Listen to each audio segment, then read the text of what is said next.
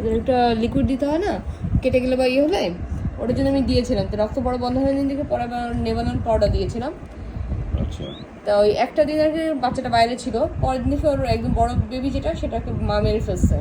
তা আমি ওই দিনকে 2টা বেবি নিয়ে নিচ্ছি। আবার ওই যে গলা একটু ফুলে আছে, আচ্ছা, গলা ফুলাটা আমি পরশু দিন রাতে থেকে মনে হয় দেখছি যে গলাটা বেশ ফুলে আছে। খাওয়া দাওয়া ওকে। এটার কথা বলছি না না, এই যে এখানে হ্যাঁ এই জায়গাটা দেখছেন, এখানটা কিন্তু অসংখ্য রকম ফুলে আছে। এই জায়গাটা এরকম ছিল না, নর্মাল ছিল। আচ্ছা আচ্ছা আর ডাকার আওয়াজটা কমেছে, ঝিমাচ্ছে, গত রাত্রি থেকে সে খুব ঝিমাচ্ছে, আচ্ছা আচ্ছা। খুবই অ্যাক্টিভ। ওকে খাবার কতটুকু করে দেন? 2 মিলি করে দিই সিঞ্চে। কতক্ষণ পর পর? 2 ঘন্টা পর পর দেওয়ার ট্রাই করি। আমি বাসা থেকে 2 ঘন্টা পর পরই দিই। তাহলে সারাদিনে কতটুকু দেওয়া হয়? সারাদিন 2 মিলি করে 3 থেকে 4 বার হয়।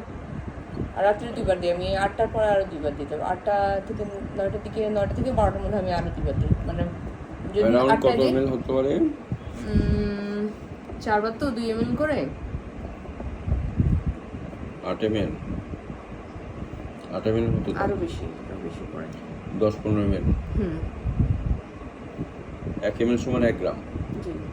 তাহলে ধরেন 15 গ্রামের মতো হয়। খাওয়াটা একটু কমাতে হবে। হ্যাঁ, এই যে এখানে অনেক সময় হয় কি, যখন হ্যান্ড ফিডিং করান তো, তাই না? হ্যাঁ, হ্যান্ড ফিডিং করছি আমি। 2 দিন খাওয়াইছি, সমস্যা হয়নি। পরের 2 দিনে যে বুধবার আমি সারাদিন বাইরে ছিলাম, আমাদের বাসায় একটু প্রোগ্রাম ছিল, তো বুধবার আমি সারাদিন, বৃহস্পতিবার আমি সারাদিন বাইরে। এই 2 দিন আবার 2 দিন না, মঙ্গলবার থেকে আর কি আমার দারুণকে আর কি দিয়েছে, উনি খাওয়াচ্ছেন। ওই দিন থেকে দেখতেছি যে ওর গলার এই জায়গাটা ফুলে গেছে, ওই দিনকে রাত্রে থেকে। আমি আসলে আপনার এটা খোলা আছে কিনা জানি না দেখে আমি সময় করতে পারিনি আসলে। সেটা হচ্ছে যে খাওয়ানোর সময় অনেক সময় হয় ওদের যে ওজনটা, সেটা ওদের ওজন 180 গ্রামের মতো হবে, বা 70-80 গ্রাম হবে। তো ওর দেখা যায় যে 15-20 গ্রাম যদি আপনি খাবার দেন, 1 ml সময় 1 গ্রাম, তাহলে তখন দেখা যায় খাবারটা অনেক সময় ওদের জন্য বেশি হয়ে যায় আর কি। ঠিক আছে, খাবারটা একটু মাঝে মধ্যে একটু ফুড রেশনিং করতে হয়। যেমন এই যে ক্রপে অনেক সময় খাবার জমে থাকে, অতিরিক্ত সময় জমে থাকে, এখানে আপনার পছন্দ ধরে ওই যে ক্রপটা ফোটা হয়ে যায়, এটাকে ক্রপ বলে আর কি। এখানে খাবারটা থাকে, পরে আস্তে আস্তে ওদের ইন্টেস্টাইনে নামে আর কি। আর এই যে এখানে যে গলা, এই গলার মধ্যে অনেক সময় ফুলে গেছে এবং সে এত জোরে ডাকে, সে এখন অতটা জোরে আওয়াজ করতে পারছে না। হ্যাঁ, ওই যে ইয়েটা যখন দেওয়া হয়, খাবারের নলটা যখন ঢুকানো হয় না, অনেক সময় এটা লেগেও মানে একটা ইয়ে হয়। তো এখন যেটা করতে হবে, ওকে আমি একটা ওষুধ দিয়ে দিচ্ছি, এটা দিলে ও আস্তে আস্তে এই জিনিসটা ইয়ে হয়ে আসবে আর কি।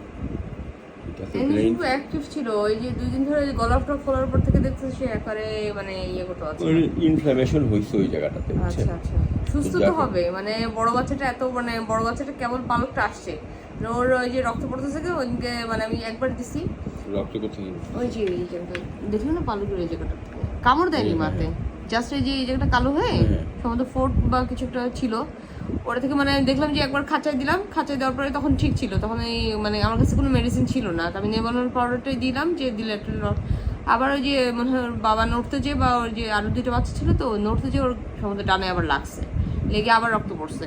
আবার পরশু দিন আমি সকালে দেখছি যে ওর ডানা দিয়ে আবার রক্ত পড়তেছে। তো আমি ধুয়ে দিছি, কারণ আমি আর এখানে আনবো দেখে আমি সময়টা করতে পারিনি।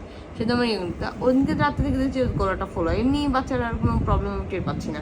আচ্ছা ঠিক আছে। আগে এরকম মানে এতগুলো বাচ্চা হয়েছে, কখনো প্রবলেম টের পাইনি, এই জন্য আর কি। আর এখন কি ওদের এই রক্ত যেটা, সেটা যেন আর না বের হয়। পাখিদের একটা ইয়ে হলো কি, কোনো পাখির মানে রক্ত বের হলে ওরা ঠোকরায় এটাকে। না ঠোকর মারিনি, ঠোকর মারিনি। ওই যে মানে বাবা মা 2টা তো বড় সাইজের, ওরা ঘুরতে যায়, বা ওই যে আরো 2টা বাচ্চা ছিল, সাথে আরেকটা বাচ্চা এখন সাথে, তখন মধ্যে কোনো লেগে যায়, আবার রক্ত পড়ছে। মানে যতবার রক্ত পড়তেছে ততবার ওর মা অস্থির হয়ে যাচ্ছে। আমি তো বাইরে ছিলাম, এসে দেখি খুব চিলাচিলি করছে। কারণ বাচ্চা থাকলে সাধারণত আমি দেখছি আমাকে বিরক্ত করে না, তখন বের করে নিয়েছি। পরবার যখন ওরকম করছে তখন আমি বের করে নিয়ে রাত্রে আমার কাছে রাখছিলাম। 2 দিন ভালো ছিল, পরশু দিন আবার সকালে দেখলাম যে একটু রক্ত পড়তেছে। আচ্ছা আচ্ছা, এমনিতে আর কোনো এই 2টা প্রবলেম ছাড়া ওর কোনো প্রবলেম নেই। ঠিক আছে। এখন বিষয়টা হলো আমি ওষুধ দিয়ে দিচ্ছি, যেহেতু এখানে একটু ক্ষত হয়েছে, এখানে অনেক সময় সেকেন্ডারি ব্যাকটেরিয়া ইনফেকশন হইতে পারে। তো এই কারণে একটা মানে ব্যাকটেরিয়া কন্ট্রোল করা একটা ওষুধ লাগবে। ঠিক আছে, সেটা আমি দিয়ে দিচ্ছি। ওটা 1 গ্রাম 1 লিটার পানিতে দিবেন, টানা 7-10 দিন দিলেই হবে। ঠিক আছে, মানে ও তো আর টানা পানি খাবে না, ওই পানিটা দিয়ে খাবার বানাবে।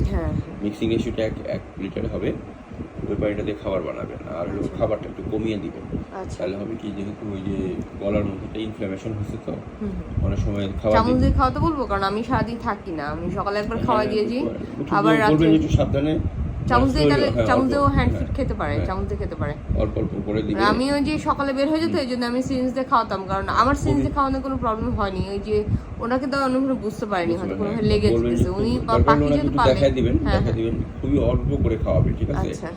যেন স্ট্রেস না হয়। আর ও কি জিনিস- ধরলে ও নিজেই খেতে পারে, একদম হ্যাঁ। সুন্দর মতো খেতে পারে। ওটা দিলেই হয়ে যাবে, অসুবিধা নেই, আচ্ছা। ঠিক আছে।